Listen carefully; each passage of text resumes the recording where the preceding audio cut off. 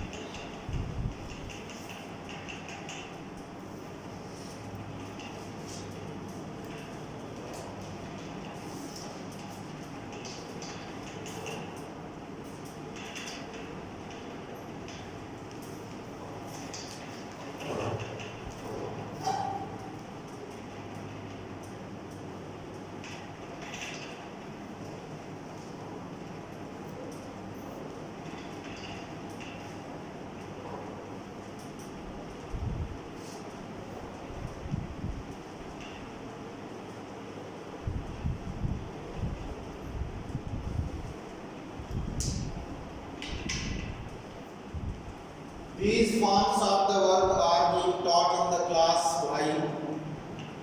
Because these forms are used in tenses. These forms of the verb are used in tenses. Okay? As the first form, that is present form of the verb, is used in present indefinite tense. We always use first form of the verb in present indefinite tense. Okay? we use second form, that is so called past form of the verb in past indefinite tense. We use past participle form of the verb in third form of the verb. Write, wrote, written. Written is third form of the verb. Okay? So this form is used in all perfect tenses. How many perfect tenses are in English grammar? How many perfect tenses are there in English grammar? 6. 6, yes sir, 6. Present perfect, Present perfect. past perfect, Past perfect. future perfect, Future perfect. present perfect continuous. Present perfect. That is also perfect. Past perfect continuous and future perfect continuous. How many perfect tenses are there in English grammar? 6. So in these 6 tenses, we use past participle form of the verb. In perfect continuous tenses, been is used as past participle form of the verb. Been, has been, have been, had been, will have been, shall have been. Did you ask your teacher in previous classes कि why do we use been in perfect continuous tenses? Did you question this? Did you question this means? Did you ask this to your previous teachers? So what is the work of been in perfect continuous tenses? Been works. Why? Because be is comprised in every verb. जो be होती है ना, be माने होना होता है, वो हर एक क्रिया के साथ जुड़ा होता है. जैसे सांस हर एक आदमी, हर एक जीव के साथ जुड़ी है. बिना सांस के जीवन नहीं है. Without breath, there is no living creature. है कोई क्रिएचर ऐसा? वो बात दूसरी है कि कोई मुंह से, नाक से सांस लेता है, कोई मुंह से लेता है, कोई स्किन से भी ले लेता होगा. ऐसे भी क्रिएचर्स होंगे. क्यों है? अब मछली बता रहे हैं, उसकी सांस से गिल से लेती है. तो वो without breath, without oxygen, no creature, living creature. ऐसे ही जो बी है ना, होना, वो हर क्रिया के साथ जुड़ा हुआ है. होती है कि नहीं? कोई भी क्रिया, मोहन खेलता है तो खेलने का काम होता है कि नहीं होता है? क्यों? नहीं खेलता है तो नहीं होता है. लेकिन होना तो जुड़ा है ना सबके साथ. बी तो जुड़ा है ना हर एक के साथ. बिना हैपनिंग के, बी माने हैपनिंग, घटना. बिना हैपनिंग के कोई काम हो सकता है? Is any work possible without happening, without action? बिना एक्शन के कोई क्रिया हो सकती है? तो बी जुड़ा है कि नहीं जुड़ा है? तो हमें परफेक्ट भी बनाना था और कॉन्टिन्यूस भी बनाना था. परफेक्ट के लिए हमें third form means past participle form चाहिए था, और कॉन्टिन्यूस के लिए हमें आईएनजी फॉर्म चाहिए था. तो परफेक्ट कॉन्टिन्यूस में प्रधान कौन होता है? कॉन्टिन्यूस क्यों? पास्ट में काम शुरू होता है और अभी भी चल रहा होता है. तो प्रेजेंट में चल रहा है, तो प्रधान कौन हुआ? कॉन्टिन्यूस प्रधान हुआ कि नहीं हुआ? जो अभी भी चल रहा है. तो हमें मेन वर्ब किसकी देनी होती है? कॉन्टिन्यूस की. आईएनजी वाली क्रिया देनी होती है. तो थर्ड फॉर्म हम कहाँ शो करेंगे? उसको शो करने के लिए हम बीन यूज करते हैं. तो जो बीन है ना, वो काहे का काम कर रहा है? थर्ड फॉर्म का काम कर रहा है. तो तो हैज, हैव और बीन से ये परफेक्ट हो गया, समझ रहे हैं? और आईएनजी वाली क्रिया से, प्रेजेंट पार्टिसिपल वर्ब से ये कॉन्टिन्यूअस हो जाएगा, तभी इसको परफेक्ट कॉन्टिन्यूअस बोलते हैं। Have you any problem?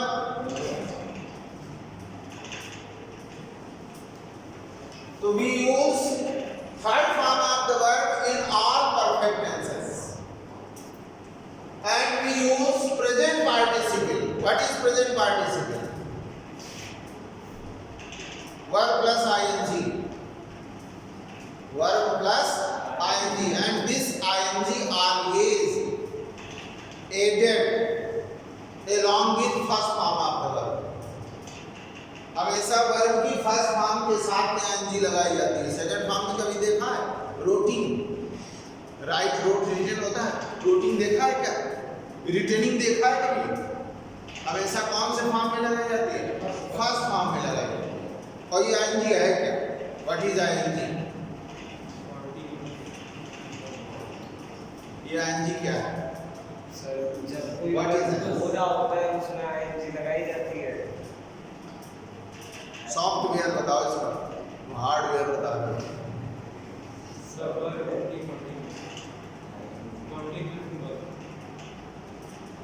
Hardware की चर्चा कर रहे हो, ट्रांसलेटिव इंफॉर्मेशन दे रहे हो। कह दो हमारी कोई गलती नहीं, मुझे तो ऐसे पढ़ा है क्या? अब देखो इसकी कंप्लीट इंफॉर्मेशन क्या है कि there are two, one is prefix and second is suffix. These कभी आपने हिंदी में सुना है उपसर्ग और प्रत्यय? Yes, suffix, prefix भी सुना है। Yes. तो सफिक्स कहते हैं जो बाद में लगाया जाता है, किसी भी शब्द के अर्थ को बदलने के लिए बाद में कुछ शब्दांश लगा दिए जाते हैं, कुछ पीस ऑफ वर्ड लगा दिए जाते हैं। आईएनजी का कोई मीनिंग देखो तो कहीं नहीं मिलेगी आपको, केवल आईएनजी डालकर देखो क्या होता है उसका मतलब, कोई मीनिंग आएगी? नहीं आएगी, कोई मीनिंग नहीं आएगी, समझ रहे हैं? तो वैसे ही जो आगे लगाया जाता है शब्द के उसको प्रेफिक्स बोलते हैं। क्या बोलते हैं? प्रेफिक्स। बोलो प्रेफिक्स, PREFIX, बोलो PREFIX, प्रेफिक्स। और जो बाद में बोला जाता है, बाद में लगाया जाता है, उसे सफिक्स कहते हैं। क्या कहते हैं? सफिक्स। SUFFIX, उसमें सिंगल एफ था, इसमें डबल है। इसको हम क्या हिंदी में बोलते हैं? प्रत्यय बोलते हैं, इसको प्रत्यय बोलते हैं। जैसे कभी आपने देखा होगा ऑनेस्ट में डिस लगा देते हैं, यहाँ पे डिसऑनेस्ट, उपस्थिति में अनु लगा देते हैं, अनुपस्थित हो जाता है, नहीं समझा? अब जैसे चाइल्ड है, चाइल्ड तो चिल्ड्रन बनाना है तो REN लगा देते हैं, चिल्ड्रन हो जाता है उससे। तो ये REN क्या है? सफिक्स, सफिक्स है, नहीं बात समझ? वैसे ही ING क्या है? सफिक्स है। और ये ING सफिक्स जब वर्ब के साथ लगाई जाती है तो वर्ब को कॉन्टिन्यूअस कर देती है, जारी कर देती है। वो वर्ब कीप ऑन हो जाती है, गोइंग ऑन हो जाती है, चालू हो जाती है, नहीं समझ रहे? ये सफिक्स इसलिए लगाया जाता है। तो verb plus ING means present participle, it's name is present participle verb, is used in all continuous tenses. And how many continuous tenses are there in English? 6. Very good boy. First is present continuous. Second, past continuous. very good. जल्दी बोलो, video जाएगा YouTube में। Third is future continuous. Third is Future continuous. future continuous. And next is present perfect continuous. Yes sir. Past perfect Continuous. continuous. Future perfect continuous.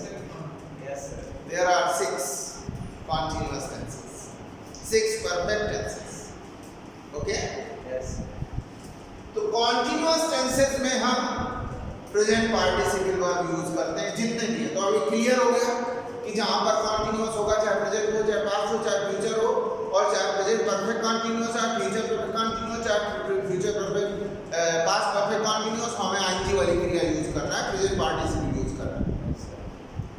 आ गई बात समझ? और उसमें been और लगाना है, तो बीन क्यों लगाया जाएगा बोलो? परफेक्ट बनाने के लिए। क्या बनाने के लिए? क्योंकि बी का फर्स्ट फॉर्म बी होता है, बी का फर्स्ट फॉर्म एम आर होता है। बी का मतलब इज एम आर, कभी आपने देखा होगा? Yes sir, is am are. Is am are, be का मतलब इज एम आर से होता है। बी माने होता है होना, और होने के अर्थ को प्रेजेंट में 3 शब्द व्यक्त करते हैं। There are 3 words which express the meaning of be. First is है, इज माने होना होता है कि नहीं? Yes sir. है कहा जाता है, हाँ है, होने का। आर है, मैदान में है, होने का अर्थ व्यक्त किया जा रहा है। हूं, कितना खराब शब्द है।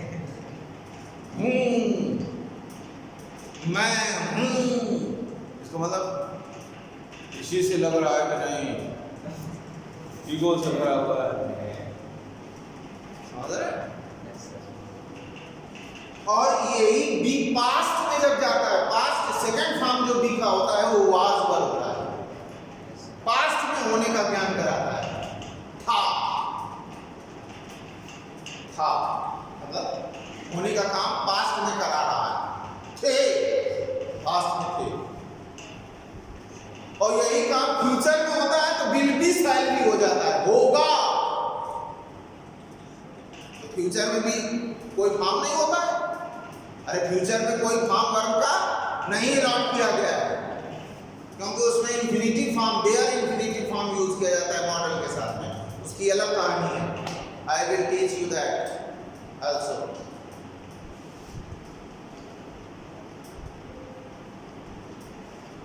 Infinitive form is the fifth form of the verb.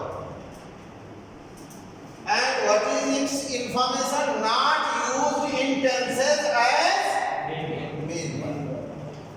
ये tenses में main verb की तरह यूज नहीं किया जाता। जब किसी क्रिया के आगे to लगा दिया जाता है, when we add to before any verb, then that verb becomes noun. That verb becomes noun. वो क्रिया क्या बन जाती है? noun. और noun को कभी भी verb की तरह यूज नहीं किया जाता। मनोज मिश्रा का भी क्रिया बनेंगे, ये क्रिया करेंगे, बनेंगे नहीं।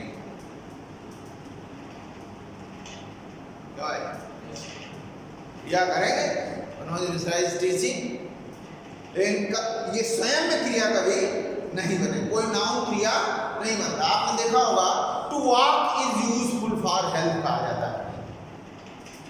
Have you ever heard? To walk, टहलना स्वास्थ्य के लिए लाभदायक है। तो लाभदायक क्या है?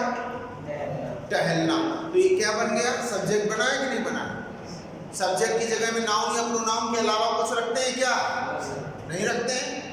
सब्जेक्ट ऑब्जेक्ट केवल नाउन या प्रोनाउन ही बनते हैं। कोई प्रॉब्लम किसी को? नाउन का मतलब क्या होता है? Noun is the name of any person, place और थिंग। प्रोनाउन का मतलब क्या होता है? Pronoun is a word which is used in the place of noun.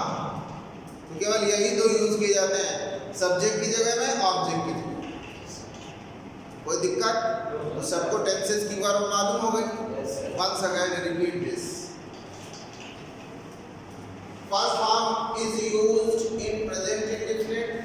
Past form is used in past indefinite. Past participle form of the verb is used in all perfect tenses. Present participle form of the verb is used in all continuous tenses.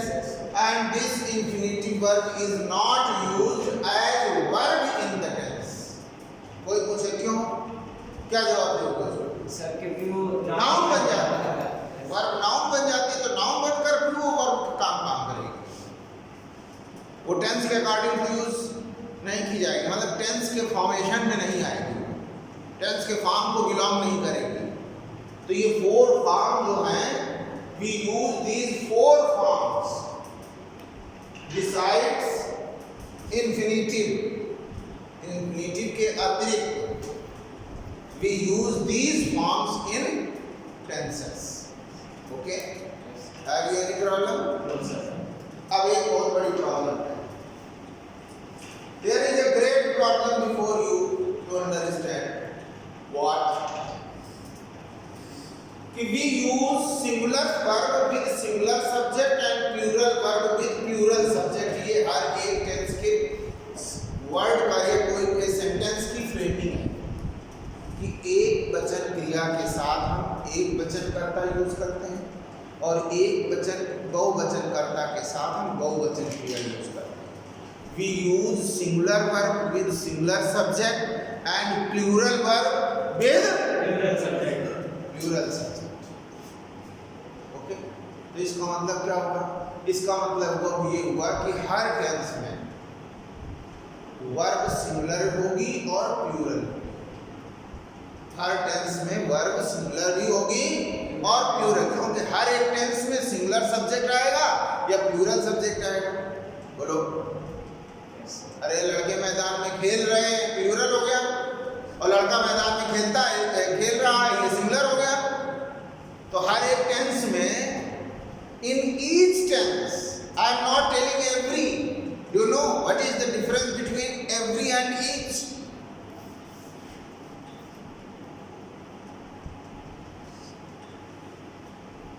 In determiners I taught you, but misfortunately you have not listened or heard that audio file।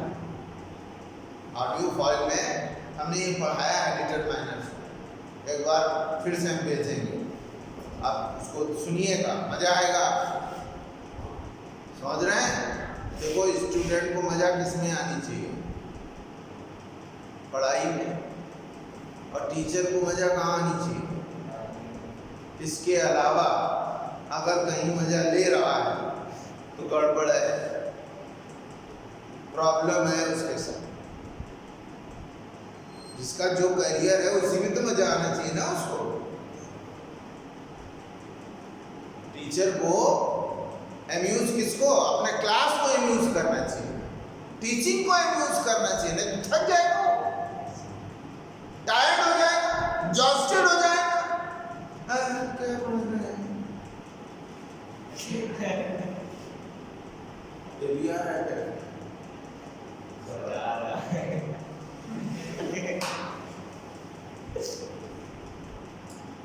Now we are going to learn singular and plural form of these forms। In forms का हर एक tense में singular और plural हम लोग सीखने जा रहे हैं। और जब हम ये सीख जाएंगे सभी का, तो हमें टेंस की केवल इंट्रोडक्टरी पढ़ानी रह जाएगी कि बेटा ये प्रेजेंट इंडेफिनिट है, इसकी 5 कंडीशंस हैं। समझ रहे हैं? तायती को निकाल दो दिमाग से, ये 5 याद रखो हमेशा दिमाग में। और जैसे ही कोई कंडीशन बिलोंग करे तब से ये टेंस बोल दो। प्रेजेंट कॉन्टिन्यूअस की 3 कंडीशन है, उन 3 कंडीशन को माइंड में रखो और जैसे कोई विचार आवे और उन कंडीशन से मैच करो। अगर उन कंडीशन को बिलोंग कर रहा है वो विचार टेंस के अकॉर्डिंग, तब से वही टेंस मार दो उसमें।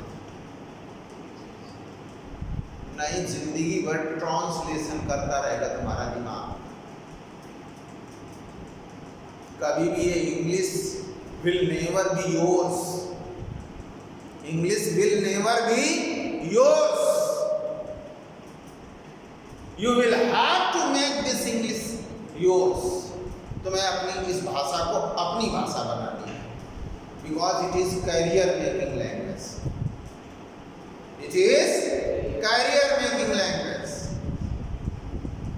And for the student his career is more important than other things।